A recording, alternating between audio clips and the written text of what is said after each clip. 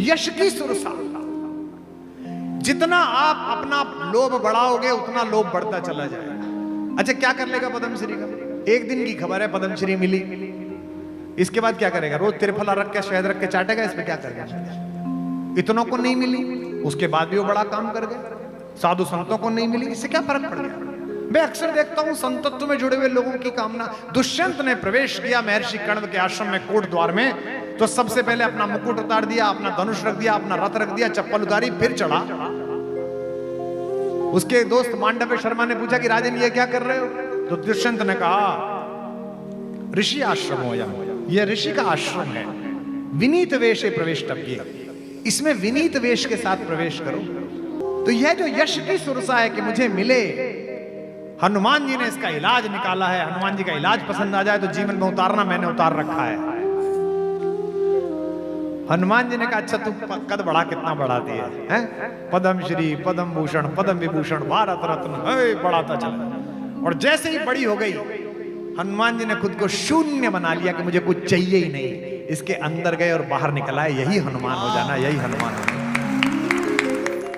ये जिन्होंने लिखा है वो अपना नाम नहीं लिखा है, उन्होंने किसी कारण से नहीं लिखना चाहती होंगी। उन्होंने लिखा है कि भैया एक सवाल है, क्या स्त्रियों को हनुमान जी का स्पर्श नहीं करना चाहिए?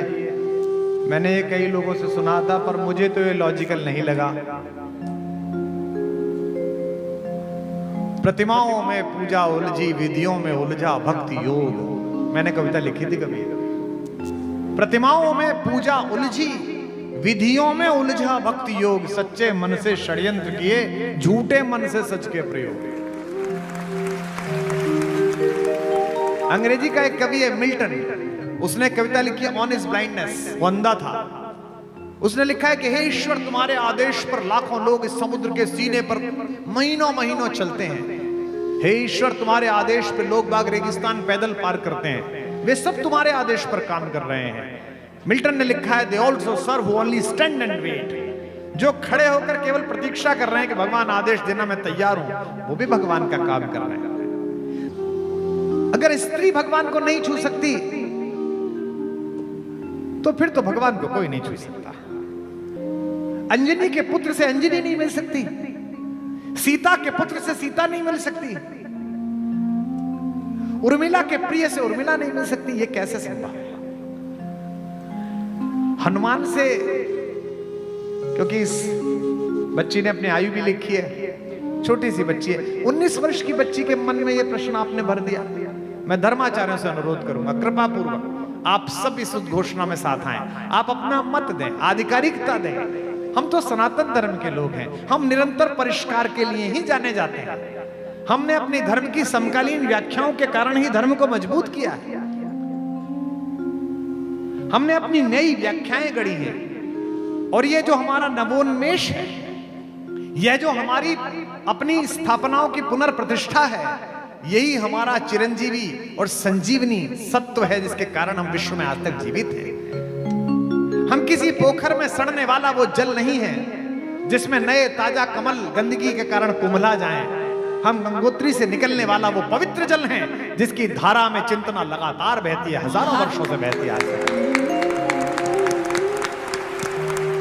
हनुमान जी को देवता समझकर, भगवान समझकर संकोच में मत आओ बेटा। हनुमान तो प्रतीक है दिव्यता के, हनुमान तो प्रतीक है भगवत्ता के। जब पहली बार भगवान ने हनुमान जी को देखा है, जब वो सुग्रीव के मंत्री के रूप में ब्राह्मण वेश में थे, तो उनकी भाषा देखकर भगवान ने लक्ष्मण से कहा, वाक्यज्ञम मधुरम इयम सुग्रीवम सचिवः कपि। यह सुग्रीव का सचिव मधुर है लेकिन वाक्यज्ञ है, यह व्याकरण जानता है, इसने वेदों का निश्चित रूप से अध्ययन किया है। हे सौमित्र, इसकी भाषा इतनी अच्छी है। इसलिए हनुमान इस देश में नवजागरण की और भगवत्ता के संकल्पों को पूर्ण करने की परिभाषा का नाम है। हनुमान जी को तो मेरे भगवान की तरह किसी बड़े मंदिर वितान या विधि पूजन की आवश्यकता नहीं। गांव के किसी भी पीपल के नीचे सिंदूर लपेटकर एक अवघड़ प्रतिमा को रख दिया जाए तो पूरा गांव उसी के किनारे मंगल मना लेता है कि यहां हनुमान जी बैठे हैं। शमशान के पास से लौटते समय ध्वनियां आने लगे और आपके मन में थोड़ी सी भी चिंता जागे तो 1 सेकंड के 100वें हिस्से में आप चालीसा प्रारंभ करते हैं, एकदम निर्विघ्न हो जाते हैं। ये जिस बच्ची ने पूछा, इसकी 19 वर्ष की आयु है। मैं अपनी बेटी से भी, इस बेटी से भी कहता हूं, निर्विघ्न होकर भगवान की पूजा करो, निर्विघ्न होकर भगवान का स्पर्श करो, निर्विघ्न होकर उनको पूजन अर्पित करो। हो सकता है कुछ परंपराएं आपसे मना करें, लेकिन मैं तो इस धर्म में हूं जहां प्रत्येक प्रकार की परंपरा को जीवित रहने का स्थान मिला है। हमारी सारी मनीषा त्याग पर निर्भर है, लेकिन मेरे यहाँ एक ऐसा ऋषि हुआ जिसने कहा त्याग करना ही नहीं चाहिए। उस ऋषि के वंशज आज भी भारत में है। ये जो पैसे लेके लंदन भागे, ये उसी ऋषि के वंशज है। उसका नाम था चारवाक, उसे भी ब्रह्म ऋषि का, महर्षि चारवाक। उसने कहा जब तक जियो मौज से जियो, उधार लो और घी पियो, और अगर उधार का घी तुमने पचा लिया तो फिर किसकी मां ने दूध पिलाया जो तुमसे वापस ले ले। यावत जीवे सुखम जीवे ऋणम कृत्वा घृतम पीवे। इसको भी महर्षि का, लोगों ने कहा तू ये नहीं कहा कि अरे तो नालायक है, इसको बाहर निकाल दो, नहीं, उनकी अवधारणा, उनका दर्शन है। आप मानो मत मानो, मैं अपनी व्याख्या कह रहा हूं, हो सकता है आप ना मानो, किसी और की मानो, मैं भी उनकी मानने लगूंगा अगर होगा। यही तो भारत है। इसलिए हनुमान जी को जगाने के लिए जामवंतों की आवश्यकता है। हे पवन तनय अंजनी लाल, अपनी तंद्रा को त्यागो तुम। जितने युवा बैठे हैं, मैं इन्हें आमंत्रित करता हूं इस देश के निर्माण के लिए। जब 100 वर्ष भारत के स्वाधीनता के हों, तब आज जो भी काम कर रहे हो, व्यापार कर रहे हो, इंजीनियरिंग कर रहे हो, डॉक्टरी कर रहे हो, घर में काम कर रहे हो, घर को संभालने वाली महिलाएं हैं, होम मेकर्स हैं, ये संकल्प लें कि 100 वर्ष जब भारत पूर्व हो, तो जो भारत 1000 वर्ष पहले अपने स्वर्ण सिंहासन से च्युत हुआ था षड्यंत्रों की वजह से, वो आध्यात्म से लेकर व्यापार तक और शक्ति से लेकर प्यार तक विश्व गुरु बन सके। ये हनुमान की चेतना आप अपने अंदर जाकर। हे पवन तनय अंजनी लाल, अपनी तंद्रा को त्यागो तुम, संपूर्ण शक्ति के साथ साथ हे राम दुलारे जागो तुम। हे कामरूप शंकर स्वरूप बजरंगी, नाम तुम्हारा है, अपने जीवन को याद करो, यह जंगी काम तुम्हारा है। शैलों को तुमने तोड़ा है, सूरज को तुमने ग्रास किया, शैलों को तुमने तोड़ा है। जिस बल से ऐसे काम किए, वह बल कब रख कर छोड़ा है। रणधीर उठो, बलबीर उठो, अब लाज तुम्हारे हाथों में। एक कृपा धाम के कृपा पात्र, यह काज तुम्हारे हाथ में, आपके हाथ में। जिस बिटिया ने नाम नहीं लिखा है, हनुमान का प्रतीक शास्त्र समझो। हनुमान चालीसा पे एक बार विवाद हो गया, तो हमको पूछा कि राम की कथा में हनुमान का क्या योगदान है। तो मैंने कहा कि भगवान सूर्यवंशी है, सूर्य का प्रतीक है। मेरी माँ पृथ्वी से निकली है, मही की महिमा है। जनक दुलारी पृथ्वी से आई है, वो कृषि संपदा है। यह ऋषि संपदा और कृषि संपदा का मेल है, यह सूर्य और पृथ्वी का मेल है। लेकिन यह ऋषि संपदा भी बेकार है, कृषि संपदा भी बेकार है, अगर पृथ्वी और सूर्य के बीच वायु ना हो, उसका बेटा ना हो। हनुमान की यात्रा प्रतीक की यात्रा है। हनुमान ज्ञान का प्रतीक है, भक्ति तक पहुंचे हैं, शांति के लिए पहुंचे हैं, सीता जी को लेने के लिए, उनकी जानकारी लेने के लिए पहुंचे हैं। इस पूरी यात्रा को आज त्रिवेणी के तट पर बैठकर मेरे साथ संपन्न कीजिए, और जो इंजीनियरिंग के बच्चे हैं वो इसका प्रतीक शास्त्र समझें। अब जब हनुमान चालीसा पढ़ो तो इसे याद रखना है, इस व्याख्या को। सबसे पहले क्या है, ताचड़ी भूधर ऊपर, किसके ऊपर चढ़े, एक पर्वत के ऊपर चढ़े। इसका मतलब ज्ञान जब शांति की खोज में चले तो सबसे पहले जमीन के आकर्षण से हट जाए, स्वयं की चेतना को ऊपर उठाए। देखो ये दो अलग अलग चीज है, एक ज्ञान है, एक आनंद है। धैर्य आनंद ने प्रश्न पूछा था, अब दूसरी बच्ची के सवाल में भी बात ही पहुंच गई है धैर्य आनंद के प्रश्न की। मैं बचपन में जब हम छठी क्लास में पढ़ने के लिए गए तो मेरे पिताजी ने, जो संगीत की शिक्षिका थी वो मेरे पिताजी की शिष्या थी, पिताजी प्रोफेसर साहब थे, उन्होंने हमें जमा कराते समय कहा कि बेटा ये गाता बहुत अच्छा है, इसे प्रार्थना सभा में काम में लेना। तो दीदी लोग खड़ी हो गई 11वीं 12वीं की, वो प्रार्थना चली, हे प्रभु आनंद दाता। आगे क्या है, सबने करिए तुमने, हे प्रभु आनंद दाता ज्ञान हमको दीजिए। एक दिन 2 दिन तो मैंने प्रार्थना गाई, तीसरे दिन मैं चुप हो गया। अच्छा माइक मेरे मुंह पे लगा हुआ था नीचे होने की वजह से, तो मैडम मोहतारा जी वो मेरे पिताजी से मिली 4-5 दिन बाद, हम जहाँ के हैं पिलकवे के, वहां की सब्जी मंडी में, गुरुजी प्रणाम, गुरुजी हाँ बेटिया ठीक हो जी गुरुजी, बेटा वो बदमाश ठीक है जी गुरुजी, पढ़ता अच्छा है, प्रार्थना नहीं गाता, क्यों नहीं गाता गुरुजी? मैंने पूछी थी, कह रहा था ये प्रार्थना गलत है। भारतीय पिताओं की आदत होती है कि वो बच्चों के कुकर्मों की ताने माँ को देते हैं, जैसे वो मायके से लाई हो। जब भी बच्चा कुछ बदतमीजी करते हैं, घरवाली से कहते हैं देख रही हो अपने लड़के को, अरे तुम्हारा भी है भाई, उसका लड़का थोड़ी है। तो मेरे पिताजी ने आते ही मेरी माँ को आवाज दी, सुनती हो आज गाजर का हलवा बनाओ। मेरी माँ ने पूछा क्यों? अरे बोले तुम्हें सूचना ही नहीं मिली, तुम्हारे घर में तुलसीदास जी पैदा हुए। महा कभी पैदा हुआ भाई? मेरी माता समझ गई कि कुछ गड़बड़ हो गई। उन्होंने पूछा क्या हो गया? बोले पूछिए इनसे, बुलाइए यहाँ आइए, खड़े हो जाइए। हम खड़े हो गए अपराधी की तरह, क्यों नहीं गाते हो प्रार्थना?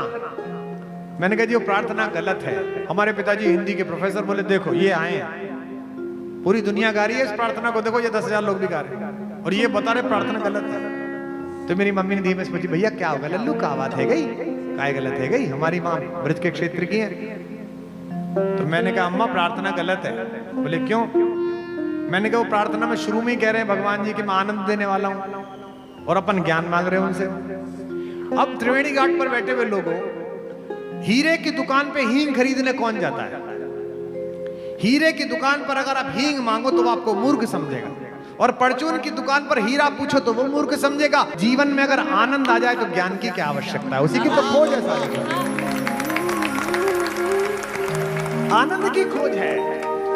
भगवान का नाम भी सच्चिदानंद है। सबकी इच्छा है, आपकी भी इच्छा है, मेरी भी इच्छा है, जो संत बैठे हैं इनकी भी इच्छा है, ये जितने त्यागी तपस्वी ऋषिकेश में घूमते हैं इनकी सबकी इच्छा है।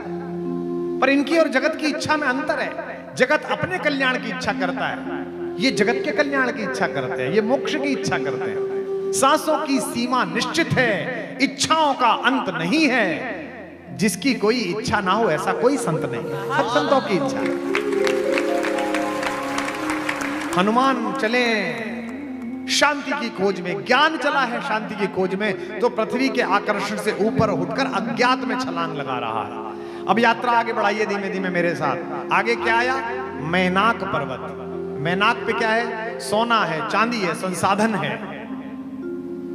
जितने बच्चे यहां बैठे हो, युवा बैठे हो, ध्यान रखना, संसाधन जब रास्ते में मिले ना तो उन्हें प्रणाम करके आगे निकल जाना, तभी शांति तक पहुंच पाओगे, तभी सीता तक पहुंच पाओगे। इसलिए मैनाक को प्रणाम किया और आगे निकल गए। संसाधन कोई बुरी चीज नहीं है, ये महंगी घड़ी पहनना बुरी चीज नहीं है, गाड़ी में चलना बुरी चीज नहीं है, पर साधन तुम्हारा उपयोग कर रहा है, तुम साधन का उपयोग कर रहे हो, यह महत्वपूर्ण है।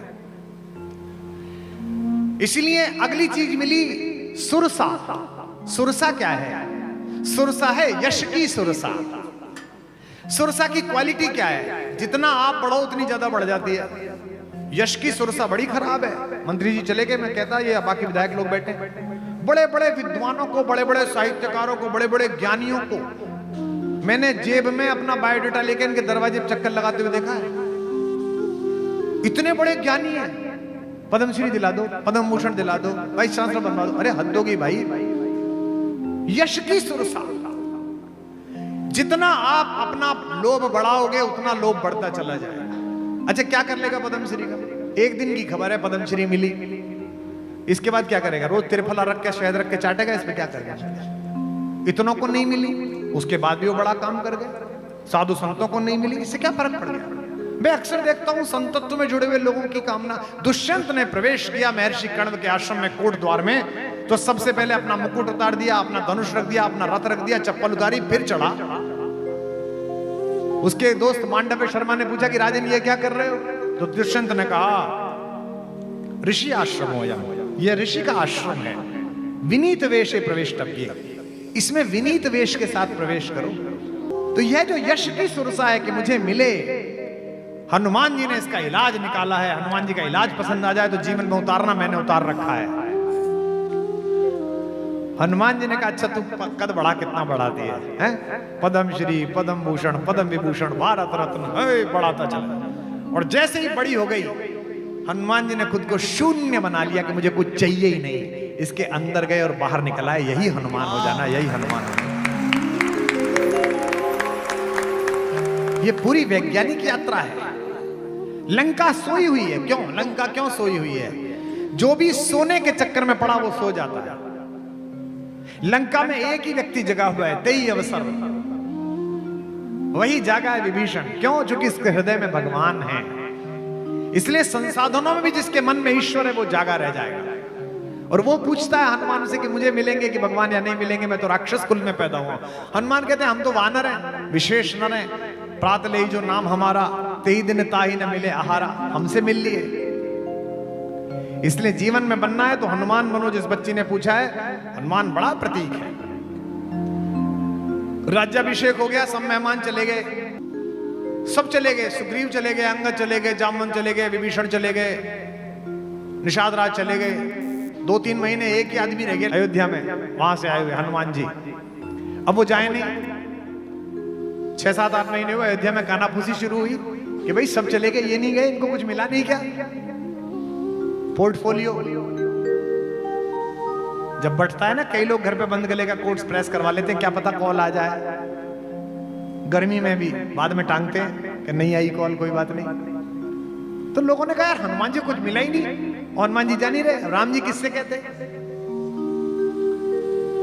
राम जी ने रात्रि में माता सीता से कहा कि सुनो, वो हनुमान से कहो कि वो कोई जिम्मेदारी ले ले और जाए, अपना निभाए, बहुत उसने मेरा साथ दिया, बड़ी कृपा। सीता जी ने कहा क्या? मुझसे कह भी मत देना ये बात। और अगली बात जो सीता जी ने परिहास में कही, वो महिलाएं ही अपने पति से कह सकती है, बाकी तो किसी की हिम्मत नहीं राम के सामने। सीता जी ने कहा बिना अपराध के अपने बेटों को बाहर निकालने की परंपरा आपके खानदान में होगी, मेरे घर में नहीं है, मैं नहीं निकालूंगी। मैं अपने बच्चे को घर से बाहर निकालूंगी, मेरा बेटा है वो हनुमान, मैं तो नहीं निकालूंगा। राम जी निरुत्तर होकर सो गए। सुबह उठे, लक्ष्मण जी से कहा भैया, हनुमान जी से, लक्ष्मण जी ने कहा प्रभु मैं मूर्छित हुआ था तो आपने तो सारी चेतना ही खो दी थी, रोने पीटने लगे आप तो।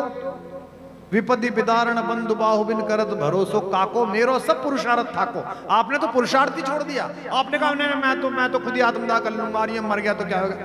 वो तो हनुमान जी स्थित प्रज्ञ थे, गए लंका से वहां संजीवनी बूटी लेके आए। मेरा तो जीवन उन्हीं की वजह से। और प्रभु आप हो या हनुमान हो जीवन देने वाले, मैं जीवन देने वालों को निर्वासित नहीं करता, मैं नहीं कर सकता।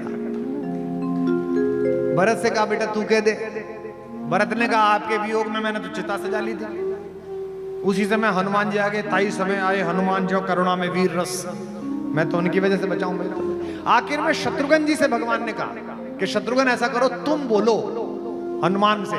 शत्रुघ्न ने हाथ जोड़ लिए, बोले वाह प्रभु, पूरी रामायण हम बोले नहीं, और अब ये काम आए तो हम बोले, ये नहीं चलेगा। जो करना है आप ही को बोलो। अंत में बड़े मन से चलती राज्यसभा में हनुमान की बहुत प्रशंसा करके राम जी ने कहा आहा, ये बच्चा तो बहुत ही प्रिय है, इसके तो लक्ष्मण से भी दुगने उपकार है मेरे ऊपर, और मैं तुझसे कहता हूं तू कुछ मांग, कोई पद ले और आनंद पूर्वक उस पद का उपयोग करता हुआ अपना राज्य चला बेटा। हनुमान जी हाथ जोड़ के खड़े हो गए, बोले कि आपको तो मैं न्याय का देवता समझता था, आप तो अन्याय कर रहे हो। अभी तो आपने कहा कि दुगने उपकार हैं और पद एक दे रहे हो। अगर मेरे उपकार दुगने हैं तो पद भी दो चाहिए। भगवान ने कहा अच्छा कोई बात नहीं, लालच आ गया को, बोले चल मांग ले 2 पद। हनुमान जी चरणों में बैठे और दोनों पद पकड़ लिए, बोले पकड़ लिए यही पद, बस यही 2 पद चाहिए, यही रहे। सेवक वही जो करे सेवकाई। हवाई जहाज में मिलिए लोगों से, भारत सरकार में काम करते हैं, पूछिए कि क्या काम करते हो, भारत सरकार सबसे अंत में बताते हैं। I did graduation from JNU, then I visited to Oxford, then I did research in WHO. Nowadays I am in Government of India. ये जो तूने सबसे आगे पहले लगाए थे ना, सब बेकार है अगर ये अशोक चक्र नहीं है तो। ये सब मनोजवम मारुतुल्य वेगम वातात्मजम वानर यूथ मुख्यम जितेंद्रियम बुद्धिमताम वरिष्ठम, खत्म। एक ही पंक्ति है, श्री राम दूतम शरणम प्रपद्ये। ये है हनुमान। शक्ति के बाद भी, प्रतिभा के बाद भी, योग्यता के बाद भी, स्वयं की इयत्ता को एक तरफ रखकर केवल परमात्मा के सेवक होने का स्वाभिमान जिसके मन में है वो हनुमान जी। इस देश में सर्वोच्च शिखर पर बैठी हुई माता शबरी की वंशजा राष्ट्रपति जी से लेकर सामान्य स्तर में बैठी हुई हमारी माएं, ये विधायक जी, ये सब लोग, महापौर जी, जितनी महिलाएं पुरुष हैं, ये एक ही वोट का अधिकार रखते हैं। भारत के निर्माण में इनका एक ही मत है, इसलिए 140 करोड़ में इनकी महत्ता उतनी है जितनी किसी शीर्ष स्थान पर बैठे हुए व्यक्ति की है। हनुमान उस पूरी शक्ति संपदा के केंद्र होने के बाद भी कहते हैं, माता पूछती है कि तुम कौन हो। अशोक वाटिका में उनके पास गर्व करने योग्य सब डिग्रियां, वो कह सकते हैं कि मैं पंच तत्वों में से एक पवन का बेटा हूं, पंच कन्याओं में से एक पूजित अंजनी का लाल हूं, मैंने किड्स लीग जीत ली, बचपन में ब्रेकफास्ट में मम्मी लेट हो गई तो मैं सूरज खा गया। नहीं, एक ही बात कहते हैं, इस प्रेम पर कौन ना बलिहारी हो जाए, कौन भगवान हनुमान के विग्रह के चरणों में ना लेट जाए। माता पूछती है तू कौन है, तो चौथाई पंक्ति बोलते हैं, राम दूत में मात जानकी। मेरी योग्यता यह है कि मैं राम का दूत, और कसम भी किसी और की नहीं खाते, कसम भी भगवान की खाते हैं, सत्य शपथ करुणा निधान की। और क्या जबरदस्त कम्युनिकेशन इस कहानी ने सिखाया है। इसलिए जहां भी तू बैठी है बिटिया, निर्द्वंद होकर हनुमान की पूजा कर।